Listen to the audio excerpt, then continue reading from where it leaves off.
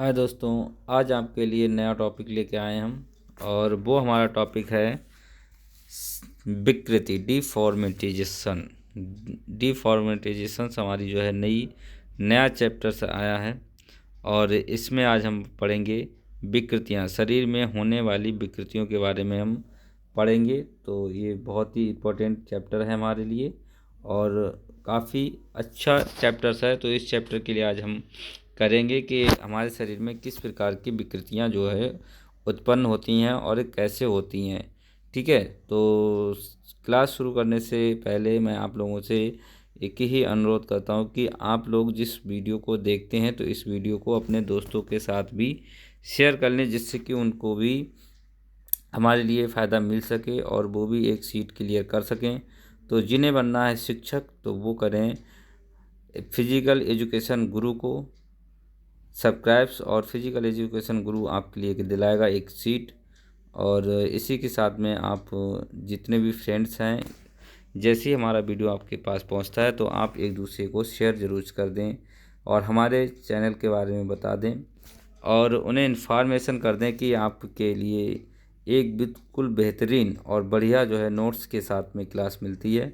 और जहाँ तक है संपूर्ण क्लास देने की कोशिश करता हूँ। तो आज की जो हमारी क्लास है वो है विकृतियाँ यानी डिफॉर्मिटीज़ किस प्रकार से हमारे शरीर में हो जाती हैं। देखिए, डिफॉर्मिटीज़ अगर हम परिभाषिक रूप में देखें तो जब शरीर सामान्य से हटकर अन्य तरीके से कार्य व्यवहार करने लगता है या कार्य करने लगता है, तब उसे विकृतियाँ कहते हैं। यानी कि हम विकृतियों को इस प्रकार से ये भी कह सकते हैं कि हमारे शरीर की जो आकृतियाँ हैं वो अन्य तरीके से दिखने लगे, हमारी शेप चेंज हो जाए या हमारा जो शारीरिक मापदंड है वो अलग दिखने लगे। अन्य सामान्य व्यक्ति से हटकर अगर हमारा किस प्रकार से शरीर में कोई भी विकृति दिखती है, कोई भी आकृति अलग हटकर दिखती है, तो उसी को हम क्या कहते हैं, डिफॉर्मिटीज़ यानी कि विकृतियाँ कहते हैं। कहने के लिए कह सकते हैं कोई व्यक्ति टेढ़ा हो जाता है, किसी का जो है कोई कमर से झुक जाता है, कोई आगे पीठ से झुक जाता है। तो इस प्रकार से अलग अलग आकृतियों से प्राप्त, किसी के पैर तिरछे हो जाते हैं। तो ऐसी बहुत सारी हमारे शरीर में जो है डिफॉर्मिटीज़ पाई जाती हैं, इन्हीं को हम विकृतियाँ कहते हैं। और यहाँ से हमारा फिजिकल एजुकेशन में बहुत इम्पोर्टेंट चैप्टर्स है ये, और यहाँ से बहुत सारे क्वेश्चंस हर साल बनते हैं। और मैंने वो सारी विकृतियाँ आपके सामने लाए हैं जो आपके लिए अति महत्वपूर्ण हैं। तो कृपया इस वीडियो को पूरा देखें और देखने के साथ साथ में इसको जो है आप अगर नए विजिट कर रहे हैं तो आप सब्सक्राइब भी कर लें, क्योंकि पूरा वीडियो आपके लिए मिलेगा विद थ्योरेटिकल और विद एग्जाम्पल के साथ में। ठीक है, तो चलते हैं अपने ब्लॉग जो है क्लास की तरफ। तो ये जो है दो प्रकार की होती हैं। कितने प्रकार की होती हैं भाई? दो प्रकार की होती हैं। पहली होती है संरचनात्मक यानी स्ट्रक्चरल जो है डिफॉर्मिटीज, और दूसरी होती है क्रियात्मक यानी फंक्शनल डिफॉर्मिटीज। मतलब हम क्रियात्मक रूप से भी डिफॉर्मिटीज हो जाते हैं और इस संरचनात्मक रूप से भी हम डिफॉर्मिटीज हो जाते हैं। अब डिफॉर्मिटीज की बहुत सारी हमें क्या है विकृतियाँ मिलती हैं। कुछ महत्वपूर्ण विकृतियाँ हैं, सम इम्पोर्टेंस डिफॉर्मिटर्स हैं। और वो डिफॉर्मिटर्स क्या हैं, तो इसके लिए हम बोल सकते हैं पहली हमारी जो है वो लॉर्डियोसिस है। लॉर्डियोसिस किस प्रकार का होता है ये मैं आपको दिखा दे रहा हूँ। ठीक है, इसे अन्य नामों से भी जानते हैं। इसके अन्य नाम हैं, जैसे अगर हम नाम की बात कर लें तो नाम में हमारा आ जाएगा हेलो बैक नाम से भी जानते हैं, स्वावैक नाम से भी जानते हैं। और जो तीसरा है वो x in word curvatures of the spines, यही हमारा इंग्लिश में लिखा हुआ है। और इस प्रकार की जो विकृति होती है वो कशेरुकी दंड के लुम्बर में आगे की तरफ वक्रता आ जाती है, इसीलिए इसे बैक पोस्टर इफेक्ट कहा जाता है। इसमें रीढ़ की हड्डी, गर्दन, कमर और निचले भाग में वक्रता आ जाती है, जिसके व्यक्ति के पेट बाहर निकल आता है, जिससे व्यक्ति का पेट क्या होता है, बाहर निकल आता है। अगर हम कहने के लिए देखें तो किस प्रकार का हमारा शरीर दिखने लगता है, तो देखिए यहाँ पे आपने ये दो लोगों को देख रखे हैं। तो इसमें जैसे आपने देख रखा है, तो ये मैं आपको दिखा रहा हूँ। देखिए ये लेडीज़ है और इसकी जो शेप है और इसकी शेप में, दोनों शेपों में अंतर आपको दिख रहा होगा। थोड़ा जूमली करके मैं दिखा दे रहा हूँ आपको। ठीक है, जूमली तरीके से दिखा रहा हूँ, देखिए। और यहाँ पे हम आपको जूम करके दिखा रहे हैं। और बिल्कुल आप इसमें देखिए जो इसकी जो आकृति है, यहाँ देखिए इसकी जो आकृति है वो सामान्य से हटकर है। कैसी है? सामान्य से हटकर है। इसकी जो आकृति है तो वो सामान्य है, बिल्कुल नॉर्मल है। देखिए हमारी जो पीछे रीढ़ की हड्डी है वो इस प्रकार से दिखाई देती है, लेकिन ये लिम्बर स्पाइन है, यहाँ पे इसे लिम्बर स्पाइन बोलते हैं।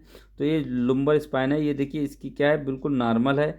लेकिन इसकी अगर लिम्बर स्पाइन की बात करें तो इसकी जो डिफॉर्मिटीज है वो काफ़ी अंदर की ओर, मतलब ये देखिए पेट बिल्कुल बाहर की ओर निकला हुआ दिखाई दे रहा है। तो इसे हम बोलते हैं कर्व ऑफ स्पाइन, यानी स्पाइन में क्या आ जाना, कर्व आना। लोअर बैक मतलब पीछे से साइड से लोअर बैक में आपका क्या आ जाता है, कर्व आ जाता है। जब ये कर्व आ जाता है तो इसी को हम बोलते हैं लॉर्डियोसिस, यानी कि शॉलो बैक भी बोलते हैं, स्वा बैक भी बोलते हैं। यहाँ पे आपने देख रखा है ये स्वा बैक लिखा हुआ है, ठीक है। तो इसे स्वा बैक भी बोलते हैं। बिल्कुल वीडियो को बहुत अच्छे तरीके से देखिएगा, क्योंकि इसमें बहुत अच्छी खासी आपको जो है जानकारी प्राप्त होने वाली है, ठीक है। और बिल्कुल विद आपको एग्जाम्पल और बिल्कुल चित्र के माध्यम से समझाया गया। तो जो हमारी देखिए विकृति कैसी होगी, जैसे रीढ़ की हड्डी ऐसी आती है तो ये बिल्कुल ऐसी हो जाएगी, यानी इस टाइप से हो जाएगी। ये वाला पेट जो है बाहर आ जाएगा और ये अंदर की ओर धंस जाएगा, ठीक है। तो इसी को ये क्या हमारी स्पाइन है, ये हमारी क्या है, स्पाइन है। और इसी स्पाइन से क्या होता है, ये स्पाइन हमारी जो है बाहर बाहर की तरफ निकल आती है। यानी जिस भी व्यक्ति का अगर आप देखेंगे कमर जो है अंदर की ओर झुकी हो, पेट बाहर की ओर निकला हुआ हो, तो उसे हम क्या बोलते हैं, लोरियासिस बोलते हैं, सॉरी। अब इसके दोष क्या हैं, पेट की मांसपेशियां कमज़ोर हो जाती हैं, घुटने ऊपर की ओर खिंच जाते हैं, ठीक है। यानी कि अगर हम बात करें कि इसके दोष क्या हैं, तो दोषों के आधार पर अगर हम देखें तो पहला है पेट की मांसपेशियां क्या हो जाती हैं भाई, जो पेट की मांसपेशियां हैं वो हमारी कमज़ोर हो जाती हैं, घुटने ऊपर की ओर खिंच जाते हैं, जिस कारण से शरीर पूर्ण भाग हड्डियों पर चला जाता है, जिससे कि शरीर का संतुलन सही नहीं बनता है। और हम बात करें तो व्यक्ति को चलने में और दौड़ने में समस्या होती है। इसमें फ्लैटफुट होने की बहुत संभावना रहती है। इसके निवारण में क्या कर सकते हैं, अगर हमें इसके निवारण चाहिए, तो निवारण से क्या करेंगे, सिटअप्स लगा सकते हैं, बेंच नी सेटअप्स कर सकते हैं, स्ट्रेट नी सेटअप्स कर सकते हैं, और सुपाइन पोजीशन में साइकिल चला सकते हैं। तो अब हम इससे जो है इस बीमारी से छुटकारा पा सकते हैं, ठीक है। हमें लगता है कि आपको ये पूरा समझ में आ गया होगा। देखिए बहुत ही धांसू और उम्दा वीडियो मैं आपके लिए लेके आता हूँ, और इसी के साथ में बस आपसे केवल एक ही है कि यदि आप हमारे चैनल पर नए विजिट कर रहे हैं तो हमारे चैनल को आप सब्सक्राइब जरूर कर लीजिएगा, बेल आइकन जरूर दबा लीजिए। बस आपसे यही है कि आप इसे सब्सक्राइब करिए, बेल आइकन करिए और दोस्तों के साथ में शेयर करिए, बस इतना ही आपसे अनुरोध है। और हमारे दोस्त यानी फॉलोअर्स होने के नाते आप अपने मित्र को अगर अच्छा चाहते हैं कि जल्दी जो है हमारे साथ में जुड़ जाएं, तो उसके साथ साथ में आपसे यही अनुरोध है, ठीक है। तो नेक्स्ट अगर हम बात करें तो नेक्स्ट जो हमारा है वो है हमारी कूवर्ड यानी काइफोसिस। क्या है हमारा, काइफोसिस है। तो काइफोसिस के बारे में अगर हम पढ़ेंगे, काइफोसिस क्या है, इसे भी अन्य नामों से जानते हैं भाई, काइफोसिस को भी अन्य नामों से जानते हैं। किसे, जैसे हंचबैक से नाम से भी जानते हैं, हंचबैक के नाम से भी जानते हैं। दूसरा कहें कि excessive outward curvatures of spine के नाम से भी जानते हैं, excessive outwards situations curvatures of spine के नाम से भी जानते हैं। तो इसमें देखिए इसे भी हम आपको ब्रॉडली तरीके से दिखाते हैं कि किस प्रकार था। पहले इसके बारे में थोड़ा जानकारी जान लेते हैं। क्या है, इस विकृति में पीठ पीछे की तरफ बाहर की ओर निकल जाती है, जिससे हचबैक कहा जाता है। यहाँ पे एक मात्रा और एक्स्ट्रा लगेगी, बैक में थोड़ा एक मात्रा और इसके साथ में जोड़नी है, 2 मात्राएं हो जाएंगी। तो हचबैक भी कहते हैं, ठीक है। इसके साथ में हंचबैक कहते हैं। नेक्स्ट अगर बात करें तो कशेरुकी की थोरैक्स बोन में होता है, ये थोरैक्स बोन में होता है, इसीलिए इसे थोरैक्स काइफोसिस भी कहते हैं। काइफोसिस की स्थिति में रीढ़ की हड्डी का विकास अवरुद्ध हो जाता है, किंतु मांसपेशियों का विकास मूलतः चलता रहता है, यानी वृद्धि उसमें होती रहती है। परिणाम स्वरूप कुबड़ जैसी संरचना बन जाती है। इसी को मुख्यतः जो है काइफोसिस कहते हैं। काइफोसिस मुख्यतः चार मांसपेशियां कमजोर रहती हैं। जो काइफोसिस में है वो चार मांसपेशियां, number 1 trapezium, number 2 rhomboids, number 3 sartorius interior और नंबर 4 लेक्टिमस डॉर्सी। अब हम दिखाते हैं आपको कंडीशन कैसी हो जाती है। देखिए, अभी हमने पढ़ा कि नॉर्मल हमारी जो शेप होती है वो इस टाइप की होती है। नॉर्मल शेप आप देख रहे हैं हमारी स्पाइन की, तो इस टाइप की हमारी स्पाइन की नॉर्मल शेप अगर हम कहें तो आ सकती है। थोड़ा आप लोगों को दिख रहा होगा। तो नॉर्मल शेप की बात करें तो हमारी जो शेप है वो इस टाइप से आती है। ये हमारी नॉर्मल शेप हो गई। लेकिन क्या होता है कि जैसे हमें काइफोसिस होता है तो हमारी पीठ ऐसे निकल आती है और कमर इस प्रकार से निकल आती है। मतलब ये पीठ जो है बाहर की साइड आपको दिख रहा है। ये नॉर्मल स्पाइन है और हमारी काइफोसिस वाली स्पाइन है। तो इसमें जो काइफोसिस वाली स्पाइन है, यानी कि हम कह सकते हैं अगर हमारी ये सीधी बिल्कुल इस प्रकार से है तो काइफोसिस में ऐसी बिल्कुल बनेगी और इस प्रकार से बाहर की साइड में हमारी जो है रीढ़ की हड्डी जो है बाहर निकल जाएगी। तो और यहाँ पे जो पीठ की मांसपेशियाँ होती हैं, चार मांसपेशियाँ होती हैं। वो चारों मांसपेशियाँ मैंने आपको बताई हैं। तो पहली है ट्रेपेजियम, दूसरी है रम्बॉइड्स, तीसरी है सार्टोरियस, चौथी है लेक्टिमस डॉर्सी। तो ये चारों मांसपेशियाँ इससे प्रभावित होती हैं, यानी कि इन चारों मांसपेशियाँ जो है ये कमज़ोर हो जाती हैं व्यक्ति के जब लॉर्डियोसिस होता है। लॉर्डियोसिस की स्थिति में तब, अगर लॉर्डियोसिस की स्थिति की बात करें तब ये कंडीशन आती है। ठीक है, अब नेक्स्ट जो है बढ़ेंगे। नेक्स्ट हमारा जो है वो है कंधे, गोल कंधे। आपको क्या दिखाई देंगे? गोल कंधे दिखाई देंगे। ठीक है, तो गोल कंधे के बारे में जानते हैं, गोल कंधे कैसे और क्या है, और फिर इनकी जो है बात करेंगे। तो गोल कंधों के लिए अगर हम देखें तो गोल कंधे में स्थिति देखिए, ये हमारी गोल कंधे की स्थिति है। तो इसमें देखिए, इसमें कंधे सामान्य स्थिति में ना होकर आगे की तरफ निकल जाते हैं। ठीक है, आगे की तरफ निकल जाते हैं, झुक जाते हैं। कंधा एक गोल वक्रता में दिखाई देने लगता है, इस जिसे राउंड शोल्डर कहते हैं। इसी विकृति में 3 मांसपेशियां प्रभावित होती हैं। वो 3 मांसपेशियां कौन सी है? तो पहली है ट्रेपेजियम सॉरी, दूसरी है रम्बॉइड्स, तीसरी है लेटरल स्पैकुला। ये है गोल कंधे की कहानी। अब गोल कंधे में मैं आपको दिखा रहा हूँ थोड़ा ब्रॉडली। देखिए, आपको बिल्कुल पूरा मैं डायग्राम के साथ में समझाने की कोशिश में हूँ कि आपको पूरा बिल्कुल समझ में आए। तो इसमें आपने देख रखा है ये पोजिशन, ये पुअर, अगर इसकी बात करें तो ये पुअर पोस्चर्स है, ये गुड पोस्चर्स है। ये देखिए लड़की बिल्कुल सीधी खड़ी है, इसके बिल्कुल कंधे बिल्कुल जैसे समांतर होने चाहिए उस टाइप के हैं। लेकिन ये देखिए ये आगे की तरफ ये थोड़ा झुक गई है और इसके जो कंधे हैं वो नीचे की साइड में थोड़े झुके हुए आपको नज़र आ रहे हैं। ठीक है, इसे कहते हैं तो फॉरवर्ड हेड। हेड क्या होगा? सामने की तरफ आ जाता है, आगे की तरफ। इसका हेड कैसा है? बिल्कुल एकदम रेसिस है। और शोल्डर्स, राउंड शोल्डर्स। देखिए कंधे थोड़े झुके हुए हैं। स्किन चेस्ट क्या है? अंदर की ओर ढका हुआ है। सकिंग चेस्ट मतलब चेस्ट जो है कहाँ है? अंदर की तरफ धंसा हुआ है। पोस्टरल स्टर्डिल बेली, और पोस्टर स्टाइलिड बेली भी देखिए, आप देखिए इसकी जो है थोड़ी बाहर साइड में है। ठीक है, इसे सेंगर रियर भी हमारी इसी प्रकार से है। इसकी वैली भी सही है, इसका रियर लेटरल्स अब भी सही है, चेस्ट भी सही है। ठीक है, तो देखा जा रहा है, देखिए ये वाली जो कंडीशन आपके लिए दिखाई जा रही है ये बेली वाली है, सैगिर बेली वाली ये कंडीशन आपको दिखाई जा रही है। और ये हमारी चेस्ट की कंडीशन देखिए, इसमें कितना अंतर है। तो सॉरी, इस प्रकार से गुड पोस्चर्स हमारा ये चित्र आपको दिख रहा है और ये हमारा राउंड फिगर वाला चित्र दिख रहा है।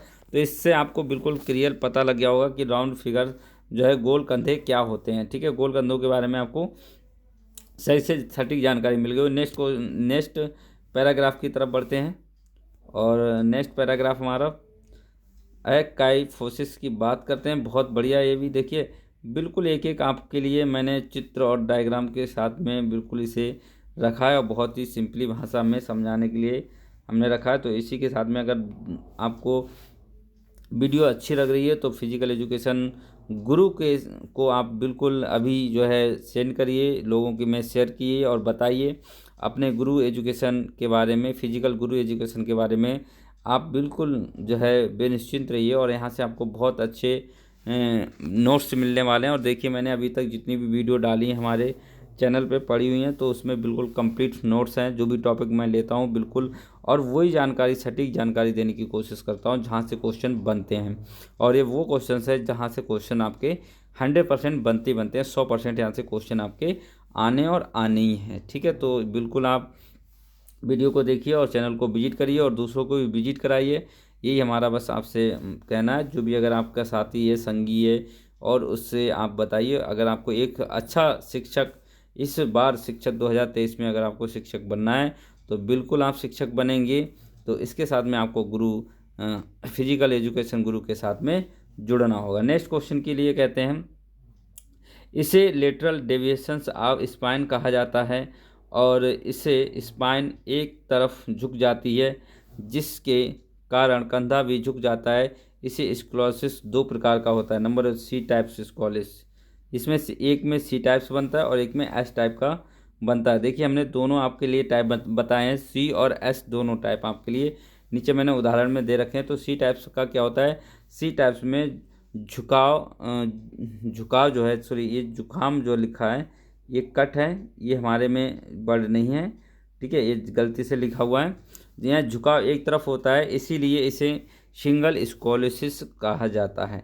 और एस टाइप में 2 तरफ झुकाव हो जाता है, इसलिए इसे डबल स्कोलोसिस कहा जाता है। देखिए मैं आपको थोड़ा ब्रॉडली दिखाता हूँ और समझाने की कोशिश करता हूँ। आपके सामने ये 3 गर्ल्स हैं और इन 3 गर्ल्स में देखिए ये बिल्कुल हमारी नॉर्मल पोजीशन है जो मैं आपको दिखाने जा रहा हूँ। ये पोजीशन जो दिखाने जा रहा हूँ मैं थोड़ा, अच्छा सही है।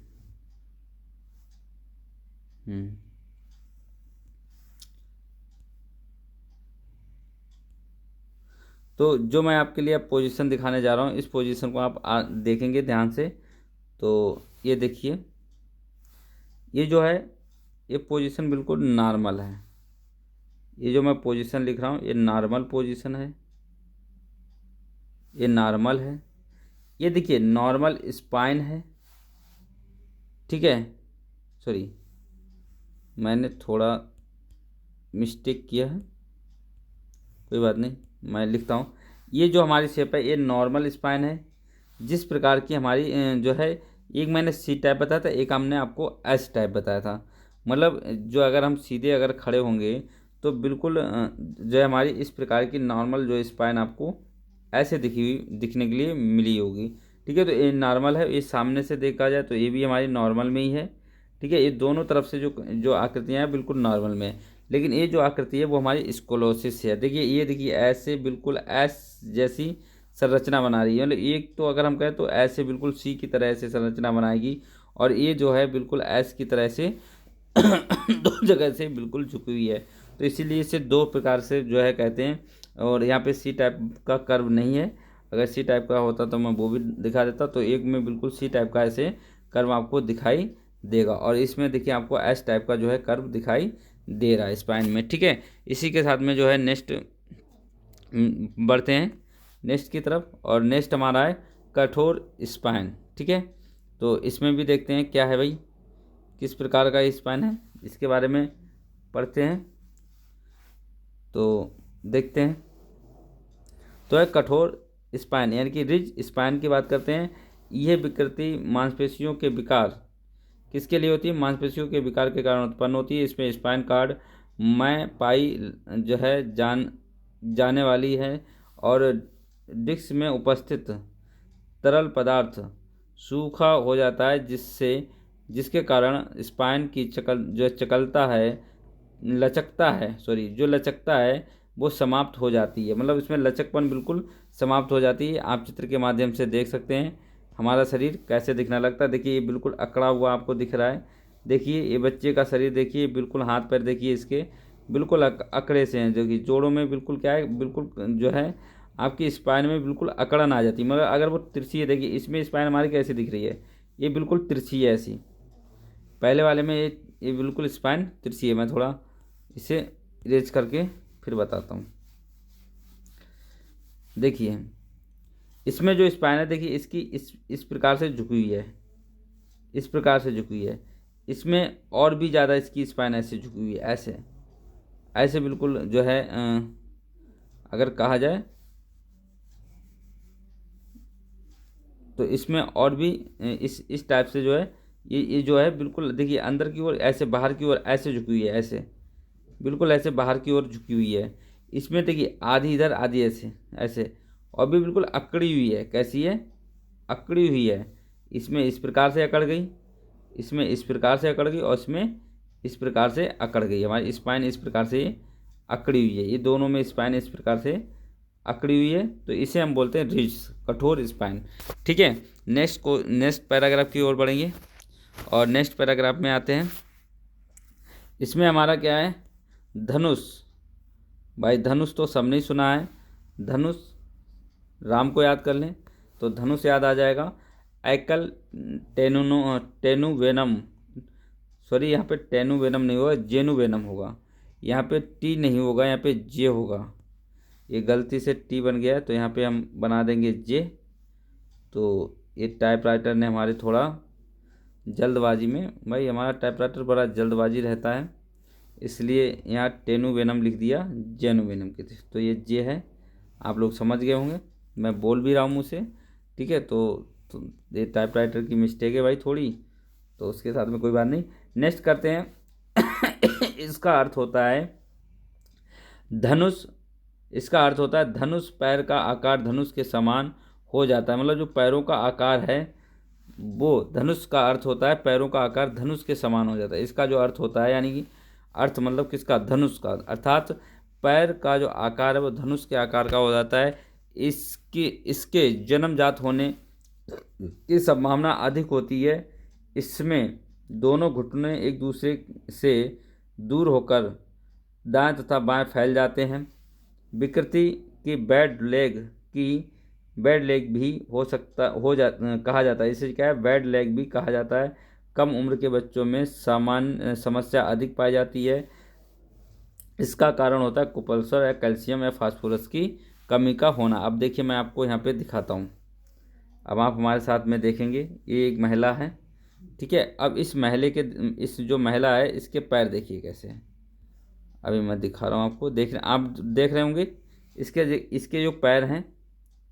देखिए महिला हमारे सामने, देखिए इसके पैर देखिए, यहाँ देखिए इसके पैर इस प्रकार से, ये तो इसके सही हुए हैं, ठीक है। ये पैर इसने जो भी व्यायाम वगैरह किए हैं उससे बिल्कुल इसकी थाई जो है सही हुई हैं। लेकिन इसमें देखिए थाई में क्या है, देखिए ये जो थाई है बिल्कुल धनुष के आकार की, देखो ये बिल्कुल बो लैग की तरह। देखो ये धनुष ऐसा ही तो होता है, देखिए दोनों में बो लैग की तरह बिल्कुल आपके लिए। देखिए इसकी बिल्कुल नॉर्मल शेप आ रही है इस महिला की, इधर से देखिए बिल्कुल नॉर्मल शेप आ रही है। और इसमें बिल्कुल देखिए धनुष के आकार की, देखिए ये ऐसे धनुष जैसा देखिए इसमें आकृति बिल्कुल बन रही है। देखिए ये धनुष जैसी आकृति बन रही है, इसीलिए इसे बोलते हैं धनुष, ठीक है। तो बिल्कुल इसमें क्या होती है, जो हमारी एड़ियाँ होती हैं, जो हमारी ये एड़ियाँ हैं बिल्कुल आपस में चिपक जाती हैं। और जो बीच में जो अगर हम टखने की बात करें तो टखने के बीच में काफ़ी गैप हो जाता है। तो इसे बोलते हैं बो लैग, ठीक है। तो हम उम्मीद करते हैं बो लैग आपके समझ में आ गया होगा। नेक्स्ट बढ़ते हैं, नेक्स्ट स्लाइड की तरफ चलते हैं। और वो स्लाइड है नॉक नी की। कौन सी स्लाइड है? Knock knee. अब नॉक नी के बारे में जानेंगे। तो नॉक नी क्या है? तो नॉक नी में देखिए ये हमारे पास नॉक नी, और इसे बोलते हैं यहाँ भी जो टेनिबोनम, दोनों जगह जो जेनिबोनम टेनिबोनम ही लिख दिया है। तो यहाँ पे सॉरी आप सुधार कर लेंगे अपने आप, ठीक है। यहाँ पे जे है, टी नहीं है, मैं बोल रहा हूँ जेनिबोनम, ठीक है। नेक्स्ट अगर बात करें, ये विकृति बो लैग के ठीक विपरीत होती है, उसमें दोनों घुटने एक दूसरे के से सट जाते हैं। इसमें क्या होते हैं, जो दोनों घुटने वो एक दूसरे से सट जाते हैं। और इसमें अगर कहा जाए, ठीक है, जहाँ बोलेंगे कि ओ के आकार की तरह दिखाई देते हैं, वहीं नॉक नी अंग्रेजी के एल के आकार की तरह दिखाई देता है। अगर हम बो लैग की बात करें तो बो लैग हमारी कैसे दिखाई देती है? ओ के आकार की। देखिए वहाँ बो लैग ऐसी थी दोनों, मैं आपको समझा रहा हूँ, ठीक है। पहले मैं चलो बता रहा हूँ फिर मैं समझाऊँगा। इसमें कौन कौन सी मांसपेशियां जो है प्रभावित होती हैं? 5 मांसपेशी प्रभावित होती हैं। Rectum, rectus femoris, soleus, sartorius, adductus longus और ग्लूटस एडिस मडियस जो है, यहाँ से 5 मांसपेशियाँ जो है यहाँ से प्रभावित होती हैं। अब मैं इसमें आपको देखिए समझा रहा हूँ। जैसे हमने कहा ना कि बो लैग में क्या होता है, धनुष बाण में क्या होता है, वो उसमें ऐसे ओ जैसी आकृति, दोनों के पैरों में ओ जैसी आकृति बन जाती है। इसमें क्या होती है, एल जैसी आकृति बनती है। देखिए ये देखिए ये एल है, तो ऐसे बिल्कुल पैर जो है मुड़ जाएंगे इसके, बिल्कुल एल जैसी। अगर हम बात करें तो एल जैसी ऐसी आकृति बन के आती है, मानी कि ए ऐसे तिरछा हो जाता है ऐसे, तो एल की आकृति में हो जाता है। देखिए आपको दिख रहा होगा, देखिए ये पैर हैं इसके, बिल्कुल देखिए एक दूसरे से देखिए बिल्कुल जो है इस प्रकार से सट रहे हैं। ठीक है, तो इसे बोलते हैं एल के आकार के लिए। तो आपने यहाँ पे देख लिया होगा इस महिला के पैर कैसे आप उसमें जो है जुड़े हुए हैं। तो जिसकी जो है दोनों घुटने जो है, ये घुटने बिल्कुल आप उसमें जुड़े हुए हैं, इसमें कोई जो है बीच में गैप नहीं है इनके बीच में, तो इसको ही हम क्या कहते हैं, नॉक नी कहते हैं। ठीक है, आप जो है समझ गए होंगे। इसके बाद आगे बढ़ते हैं। आगे जो हमारा है वो हमारा है फ्लैट फुट। क्या है, फ्लैट फुट। तो फ्लैट फुट क्या होता है, इसमें भी इसके भी आगे देखते हैं, फ्लैट फुट के बारे में समझते हैं। तो इसे प्रोनेटेड फीट या डक फीट भी कहा जाता है। सामान्य पंजे व जमीन के बीच एक वक्रता बनी होती है, किंतु फ्लैट फुट में ये नहीं होती है। देखिए मैं आपको थोड़ा जूमली दिखाता हूँ, शायद आप समझ जाएंगे फ्लैट फुट क्या है, बहुत अच्छे से समझेंगे और उम्मीद करता हूँ कि बहुत अच्छे से समझ में भी आया होगा। देखिए यहाँ पे देखिए, ये देखिए थोड़ी सी कर्व हमें, यहाँ से देखिए थोड़ी सी कर्व हमें दिख रही है। हम जब यहाँ से ज़मीन का संपर्क करा रहे हैं तो इस बार में दिख रही है, लेकिन यहाँ हमारा बिल्कुल सीधा सीधा पैर है, तो इसे बोलते हैं फ्लैन आर्च। और ये होती है नॉर्मल आर्च। मतलब जब भी हम पैर ज़मीन पर रखें, ये ज़मीन है इस पर पैर रखेंगे तो पैर बिल्कुल इस प्रकार से एक बीच में जो है हमारे लिए गैप बनाएगा। ठीक है, आप जब भी पैर लेकर रखेंगे तो आपको इस प्रकार से एक जो है गैप मिलेगा अपने पैर में, इस प्रकार से गैप मिलेगा पैर में। लेकिन जब फ्लैट फुट होगा तो बिल्कुल राउंड होगा, बिल्कुल आपका चपटा पाँव होगा, तो इसी को बोलते हैं फ्लैट फुट। तो इसी के साथ में आज की वीडियो हमारी समाप्त होती है। जिन लोगों को अगर हमारी वीडियो पसंद आई हो तो वो सब्सक्राइब कर लें, शेयर कर दें, बेल आइकन दबा दें और नेक्स्ट वीडियो पाने के लिए सब्सक्राइब जरूर कर दें, तभी उससे हमारी नेक्स्ट वीडियो मिल पाएगी। और वॉच करें, पूरी वॉच करें वीडियो को, कहीं से भी स्किप ना करें, क्योंकि पूरी वीडियो बिल्कुल इम्पोर्टेंट्स है। हर एक शब्द यहाँ इम्पोर्टेंट्स है, प्रत्येक नोट्स आपके लिए इम्पोर्टेंट्स है। और आप चाहें तो हमारी वीडियो को रोक रोक कर अपने नोट्स भी बना सकते हैं। तो बिल्कुल आप अपने दोस्तों के साथ में शेयर करिए, उन्हें बताइए, हमारे चैनल के बारे में जानकारी दीजिए। बस आपका सहयोग चाहिए, आपका समर्थन चाहिए और आपसे कुछ नहीं चाहिए। यदि आप अपने भाई को आगे बढ़ाना चाहते हैं तो वीडियो को ज़रूर शेयर करें और अपने दोस्तों में बताएं। ठीक है, नेक्स्ट वीडियो आपके लिए इससे भी ज़्यादा धुआंधार आने वाली है। और सभी को नए नव वर्ष की, आने वाले नव वर्ष की हार्दिक शुभकामनाएं। हालांकि मैंने चैनल पर सबको विश कर दिया है, हमने वीडियो डाल दी है नव वर्ष की। तो जिन जिन व्यक्तियों के पास में, जितने भी हमारे सब्सक्राइबर्स हैं, जिन लोगों ने मुझे प्यार दिया, अपने साथ स्नेह दिया और मुझे इस मुकाम पर पहुंचने का रास्ता बना रहे हैं, तो उन सभी सब्सक्राइबरों को आने वाले नए साल में एक नौकरी हो, सबके हाथ में एक नौकरी होनी चाहिए, सब अपना जीवन अच्छा व्यतीत करें। इसी के साथ में, इसी की शुभकामनाओं के साथ में आज की वीडियो को समाप्त करता हूँ। धन्यवाद, जय हिंद।